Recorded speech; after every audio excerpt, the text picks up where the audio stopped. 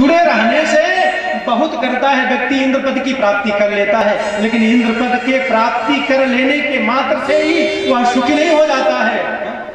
इसलिए इंद्र पद प्राप्त कर लेना तो 100 मेध यज्ञ के बाद सहज हो जाता है, लेकिन इंद्र पद प्राप्त कर लेने के बाद भी सुख मिल जाना ये सहज नहीं होता। बड़ा सुंदर बात कही, न चेन्द्रस्य सुखम किंचित न सुखम चक्रवर्ती। न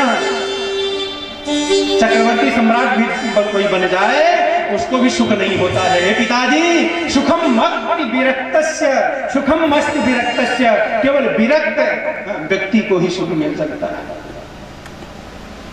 अपने पिता को कहने लगे गोकर्ण जी महाराज, पिताजी इस संसार को अब छोड़िए, अब चलिए जंगल की तरफ, वन की तरफ, और वन में जाकर के भगवान का आश्रय लीजिए। भगवान नारायण के चरणों में अपनी मति को लगाइए, जिससे आपका उद्धार हो जाएगा।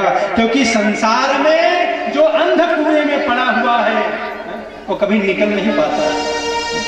अंधकूपे स्नेह पासे बद्धा पंगुर हम सट, लेकिन जो सट होता है मूर्ख, उस इस अंध कुएं में स्नेह पास से बधा हुआ पड़ा रहता है, उस स्नेह पास को छोड़ नहीं सकता। हे पिताजी, इस अज्ञान को छोड़िए, क्या करें? कहा भगवान का आश्रय करिए, भगवान का आश्रय। बड़ा सुंदर उपदेश दिया कि देहे स्थिमान सरुधिरे विमतिम त्यजत्वम जाया सता दिश सदा ममताम विमुच। हे पिताजी, यह शरीर देह किससे बनी है? अस्थि मांस रुधिर से बनी हुई ये शरीर है, इसमें से मति को हटाइए। जाया सता दिश सदा ममताम विमुच। पत्नी पुत्र आदि में जो आपकी ममता लगी हुई है, उस ममता को हटा करके पश्चानिशम जगदिदम क्षण भंग निष्ठम, इस संसार जो क्षण भंगुर संसार, इसको देखिए, यह नष्ट होने वाला संसार है। यहाँ पर जो आया है वो नष्ट होगा। इसलिए वैराग्य राग रसिको भव भक्ति निष्ठ, वैराग्य रूपी राग के रसिक बन जाओ और भगवान की भक्ति प्राप्त करते हुए भगवान के परम धाम वैकुंठ लोक की प्राप्ति करो। हे पिताजी, यही जीव का परम कर्तव्य होना चाहिए। इसलिए धर्मम भजस्व सततम त्यज लोक धर्मान सेवस्व साधु पुरुषान जय काम।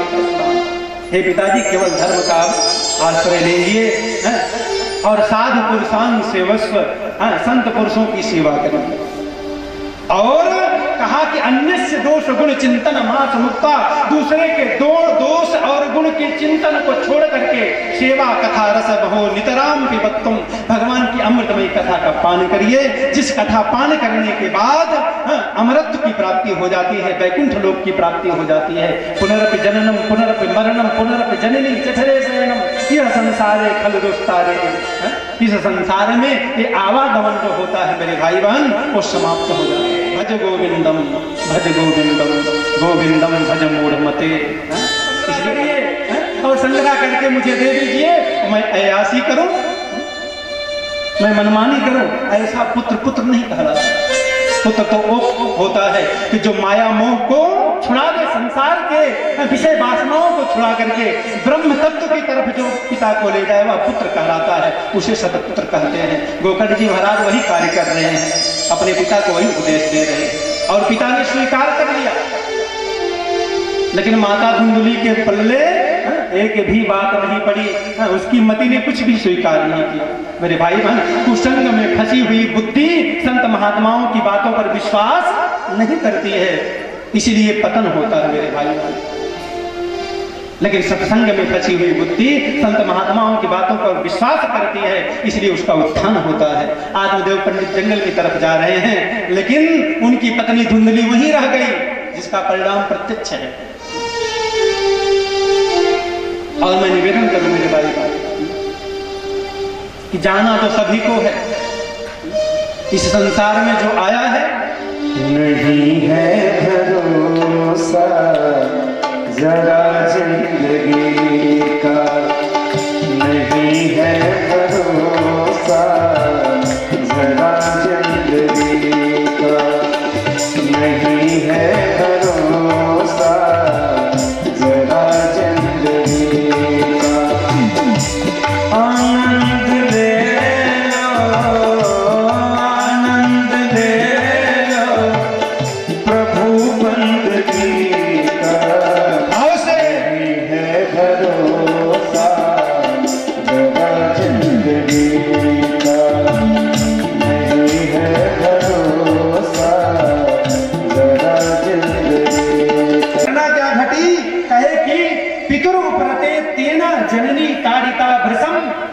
उनके पिता के जाने के बाद धुंधकारी ने अपनी जननी धुंधली को ताड़िता भृशम बार बार प्रताड़ित किया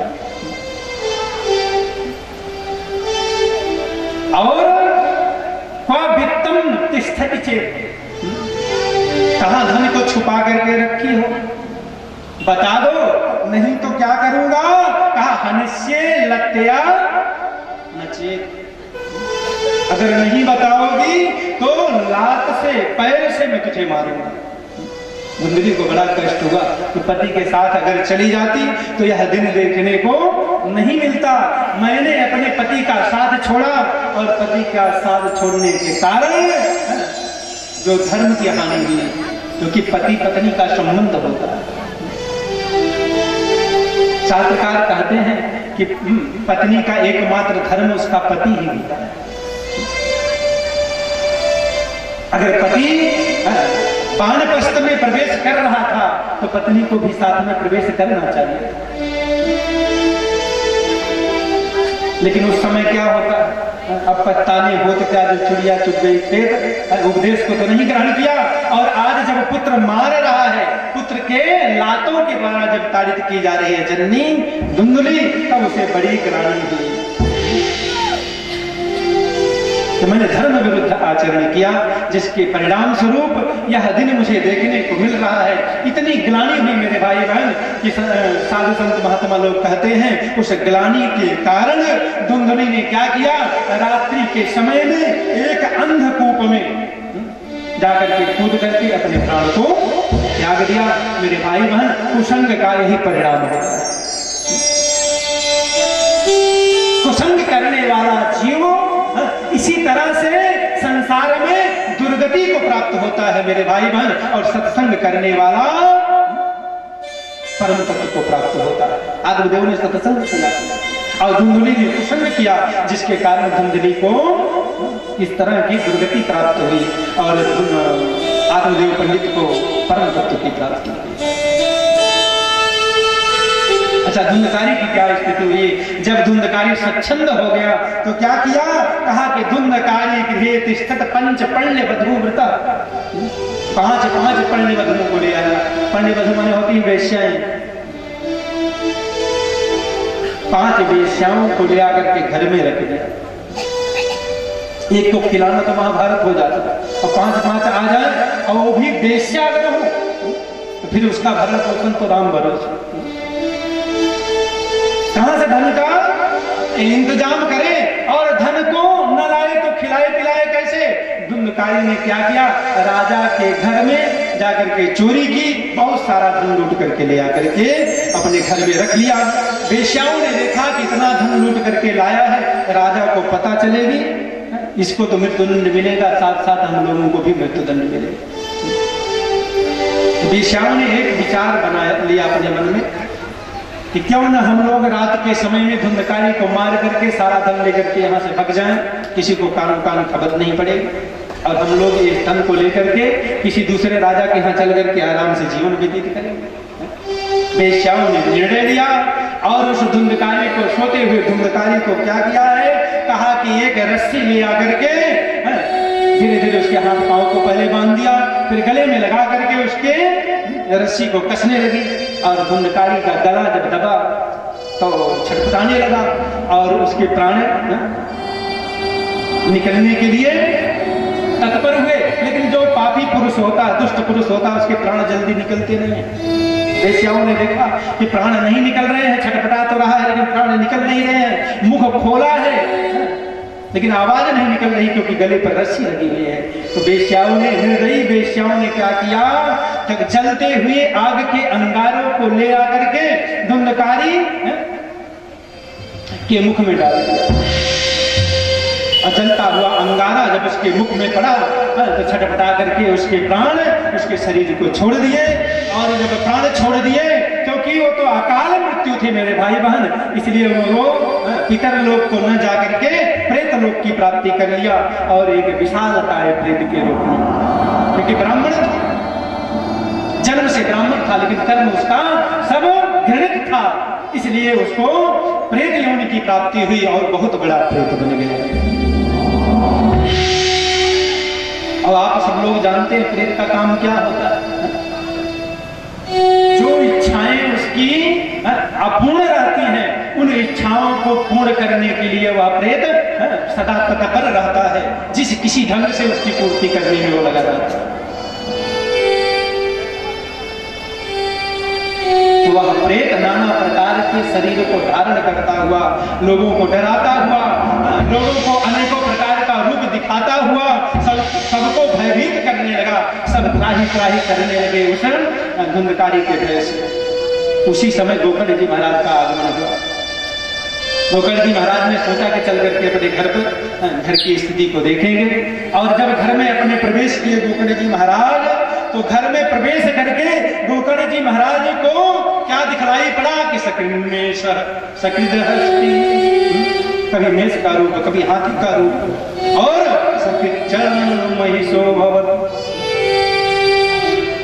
कभी भैंसे का रूप धारण करके कोई गोकर्ण जी महाराज को डराने का प्रयास कर रहा था। गोकर्ण जी महाराज तो नहीं जान रहे कि मेरा भाई धुंधकारी है, प्रेत योनि की प्राप्ति कर लिया है। और जब धुंधकारी उस प्रेत को देख करके गोकर्ण जी महाराज सोचने लगे, यह कौन सा अतृप्त आत्मा मेरे घर में प्रवेश कर गया। पूछने लगे, भैया कौन हो तुम? कष्ट मुक्त तरो रात्रो कुतो यातो दशामिमाम। भैया आप कौन हैं? इस दशा को कैसे प्राप्त कर लिए हैं आप बताइए। लेकिन उसके मुख से वाणी निकल ही नहीं रही थी। गोकर्ण जी महाराज ने देखा तो बोल नहीं पा रहा है, तो क्या किया गोकर्ण जी महाराज ने अपने कमंडल से थोड़ा सा जल लिया और मंत्राभिषिक्त जल को उसके ऊपर फेंका। और जैसे ही मंत्राभिषिक्त जल उसके ऊपर पड़ा है, उसके मुख से वाणी निकली। क्या वाणी निकली? अहम भ्राता त्वदीयोषु अधुंधकारीति नामका। अरे भैया गोकर्ण जी, मैं आपका भाई हूं, मेरा नाम धुंधकारी है। प्रार्थना करने लगा, स्वकीयेनैव दोषेण ब्रह्मत्वं नाशितं मया। हे भाई, अपने ही दोष के कारण मैंने अपने ब्रह्मत्व को नष्ट कर दिया। जिस ब्रह्मत्व को नष्ट करने के बाद मैं प्रेत योनि की प्राप्ति कर लिया हूँ। हे भाई, कृपा करके, आप तो संत हैं, महात्मा हैं, और संत महात्मा अगर मिल जाए तो सारा कष्ट समाप्त हो जाता है। कृपा करके मेरे भी कष्ट को आप समाप्त करिए। हे भैया गोकर्ण जी, आप तो बड़े साधु पुरुष हैं, आप धन्य हैं कि आपने ब्राह्मण धर्म का पालन किया। हम तो प्रेत योनि को प्राप्त किए। भूख लगती है लेकिन कुछ खा नहीं पाते, प्यास लगती है लेकिन कुछ पी नहीं पाते, ठंडी लगती है लेकिन कुछ ओढ़ नहीं पाते, गर्मी लगती है पंखा नहीं कर पाते, हवा नहीं दे पाते। हम तो भोग ही रहे हैं। किसी तरह इस योनि से मुझे मुक्त करा दीजिए। गोकर्ण जी ने सांत्वना दिया, अरे भैया धुंधकारी, आपकी मृत्यु की खबर मुझे पड़ी थी। हमने तो आपका पिंडदान गया में किया था, फिर भी आप मुक्त नहीं हुए। कहा कि हे भैया, अरे एक पिंडदान नहीं, गया श्राद्ध सतेनापि मुक्तिर्मेन भविष्यति। अरे एक पिंडदान नहीं, कहा कि सैकड़ों पिंडदान आप गया में कर दीजिए, फिर भी मेरी मुक्ति नहीं होगी, क्योंकि हमने अपने धर्म के मार्ग को छोड़ दिया। और जो धर्म पथभ्रष्ट होता है मेरे भाई बहन, उसका उद्धार जल्दी नहीं हो पाता। हम तो धर्म के पथ से भ्रष्ट हो गए। मेरे भाई बहन, आप लोग ये ध्यान दीजिए, भगवान कभी जब करुणा करते हैं तो मानव शरीर देते हैं। कबहू कतरी करुणा नर देहि, मानव बनाते हैं। और मानव में जो ब्राह्मण माने गए हैं श्रेष्ठ माने गए। क्यों? क्योंकि वह हमेशा भगवान के पूजा पाठ में ही संलग्न रहने वाले। धुंधकारी कहता है, हम तो ब्राह्मण बन गए, लेकिन ब्राह्मण बनने के बाद भी हम अपने धर्म को, हम अपने पथ को छोड़ दिए, और जिसके परिणाम स्वरूप हमने अधम योनि, प्रेत योनि को प्राप्त कर लिया। इसलिए गोकर्ण जी महाराज, आप इस योनि से हमें मुक्त कराइए। गोकर्ण जी महाराज बड़े चिंता में पड़ गए कि क्या करें, कौन सा उपाय है। तो रात बीती, गोकर्ण जी महाराज ने आश्वासन दे दिया था धुंधकारी को कि प्रातः काल कोई न कोई उपाय मैं ढूंढ लूंगा। और प्रातः काल जब संध्या करने बैठे और भगवान सूर्य का आवाहन किया, भगवान सूर्य आए, प्रकट हो गए, क्योंकि संध्या में बड़ा ही बल होता है मेरे भाई।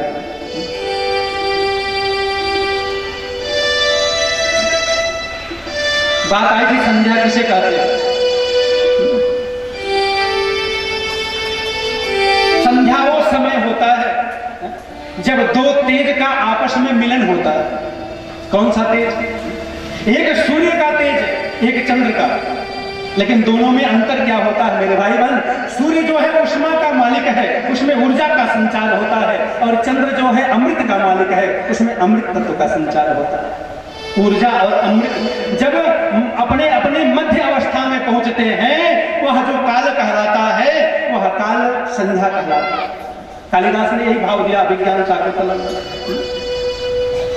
या एक शिखरम पतिरौषधीनां आविष्कृतो ऋणपुरः सर्वेकतोऽर्क तेजो द्वयश्च युगपत् व्यसनोद्वैराग्या। एक तरफ सूर्य का तेज और दूसरी तरफ चंद्रमा की शीतलता, अमरता, अमृत तत्व।